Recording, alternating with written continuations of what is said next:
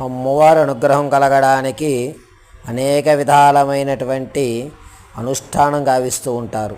అందులో ఈ సముద్ర తీరంలో వాతావరణం చాలా ఉధృతంగా ఉన్నప్పుడు, అలలు విస్తృతంగా పోటెత్తుతూ తీరాలు చేరుతున్నప్పుడు బుద్ధి మనసు రెండూ కూడా లయం చేస్తూ పరమశివుడికి ధ్యానం గావిస్తూ నాగసూర్య వంశీధర్ అమ్మవారి కటాక్షానికై సాధన చేస్తున్నాడు.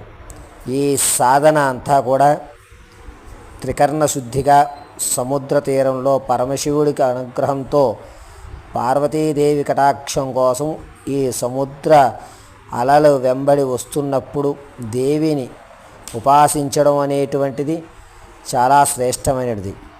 చక్కగా ఆ పిల్లవాడిని అందరూ ఆశీర్వదించండి. అతని ఛానల్ సబ్స్క్రైబ్ చేసుకోవాల్సింది కోరుతున్నాను.